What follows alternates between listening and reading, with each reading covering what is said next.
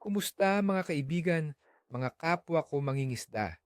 Ako ang inyong YouTube vlogger na si Master ng Huli at narito tayo ngayon para sa isang napapanahong forecast ng pangingisda.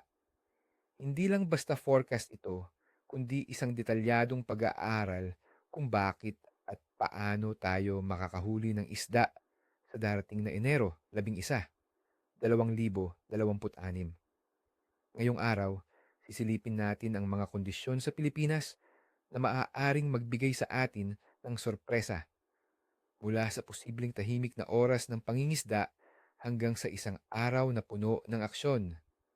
Mag-ingat ka, baka mapuno ang balde mo sa mga sikreto nating ibabahagi para sa mga aktibidad ng isda at ang pinakamabisang taktika sa Enero 11. Tingnan natin ang ilan sa mga paborito nating target. Sa karanasan ko, mayroong ilang mga species na laging aktibo sa panahong ito, lalo na sa mga kondisyon na ating aasahan. Una, ang ating paboritong lapu-lapu-ata o grouper. Sa init ng tubig na nasa 27 hanggang 28 degrees Celsius, ang mga lapu-lapu ay magiging masigasig sa kanilang mga tirahan. Hanapin sila sa mga estrukturang may bato, mga bahura o sa paligid ng mga bakawan na may lalim na 3 hanggang 15 metro. Bakit doon?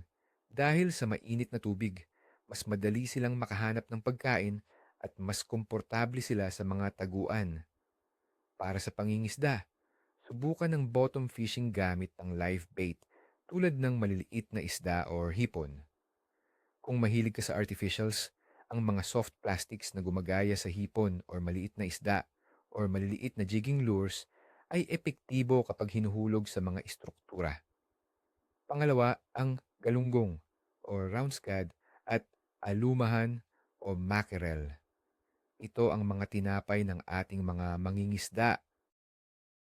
Dahil sa bahagyang maulap na kalangitan at paminsan-minsang pag-ulan at sa medyo malakas na hanging amihan, ang mga maliliit na pelagik na isda na ito ay maaaring magtipon sa mga mas mababaw na bahagi ng dagat na protektado mula sa malakas na agos, lalo na sa mga bukana ng mga ilog o sa mga baybayin na mayaman sa plankton. Ang mga paaralan ng isda ay karaniwang lumalabas sa madaling araw at dapit hapon, gumamit ng light tackle tulad ng pamingwit na may sabikirig or feather jig. Kung may mangingisda kayong kasama, subukan ng chaming, pagpapain ng maliliit na piraso ng isda para mas maakit sila. Sa aking karanasan, ang galunggong at alumahan ay laging nagbibigay ng magandang laban, lalo na sa tamang oras. At pangatlo, ang tilapia. Bagamat kilala sa mga palaisdaan, marami ring tilapia sa mga ilog, lawa at maging sa mga brackish water na estero. Sa medyo mainit na panahon at kaunting ulan, ang tilapia ay magiging aktibo, lalo na sa mga gilid ng tubig na may maraming halaman o sa mga lugar na mababaw kung saan may mga lumot o insekto. Gumamit ng simpleng pamingwit na may float at pain na bulate, mais o tinapay. Ang mga mangingisda sa freshwater, maghanda kayo ng light tackle. Ang tilapia ay isang masarap na huli at madalas na nakikipaglaban. Ngayon, pag-usapan natin ang mga kondisyon sa Enero 11, 2026. Panahon. Ayon sa ating mga datos, ang araw na ito ay magdadala ng bahagyang pag-ulan sa araw at gabi na may 40 hanggang 45% na posibilidad ng pag-ulan.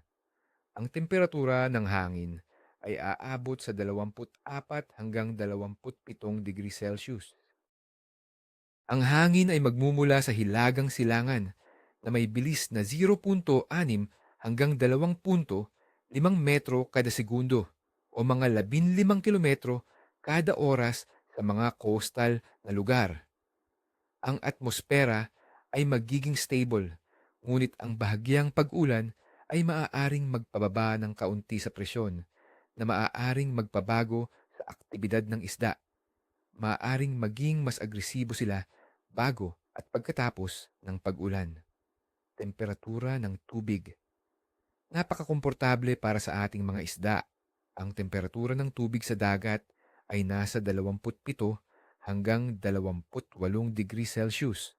Ito ay ideal para sa karamihan ng mga tropical fish species. Ang mainit na tubig ay nangangahulugang mas mataas ang metabolismo ng isda na nagtutulak sa kanila na kumain ng mas madalas. Kaya't mga kaibigan, hindi sila magiging tamad sa paghahanap ng pagkain. Buhay ng buwan. Sa Enero 11, 2026, ang buwan ay nasa bahagi ng panghuling sangkapat or last quarter. Ang pag-iilaw nito ay nasa mga 40% at patuloy na bumababa patungo sa new moon. Ayon sa mga popular na paniniwala ng mangingisda, ang last quarter ay maaaring maging panahon ng katamtamang aktibidad. Ang ilang mangingisda ay nagsasabing mas maganda ang huli sa madaling araw at dapit hapon sa panahong ito. Pangkalahatang aktibidad ng isda. Sa pangkalahatan, masasabi kong ang aktibidad ng isda ay magiging katamtaman hanggang mabuti para sa araw na ito. Dahil sa mainit na temperatura ng tubig at medyo stable na panahon, kahit may kaunting ulan, ang mga isda ay magiging aktibo. Ang bahagyang pag-ulan ay maaaring magpataas ng oxygen sa tubig at maghugas ng pagkain sa mga ilog at baybayin na nagpapataas ng feeding activity. Ang hangin mula sa hilagang silangan ay maaaring magtulak ng bait fish sa mga sheltered na lugar. Ang mga migratory species tulad ng tuna ay maaaring mas mahirap hulihin sa oras na ito maliban sa mga malalim na lugar. Kaya mga kaibigan, ang Enero 11 ay nagbibigay ng magandang pagkakataon para sa isang produktibong pangingisda, lalo na kung gagamitin natin ang tamang diskarte at lokasyon. Ang key ay ang pag-angkop sa bahagyang pagbabago ng panahon at ang paghahanap ng mga lugar na protektado mula sa hangin ngunit mayaman sa pagkain. Sana ay nakatulong ang ating forecast. Walang mas sasarap pa sa sariwang huli, di ba? Naway di kayo tablan ng malas at laging nisank ang inyong mga huli. Maraming salamat sa panonood. Kung nagustuhan nyo ang video na ito, paki-like at mag-subscribe sa channel para sa mas marami pang tips at forecast.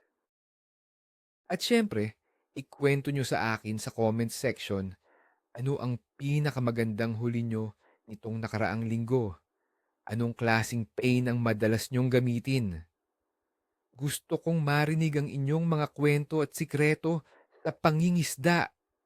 Hanggang sa susunod na huli, mga kaibigan.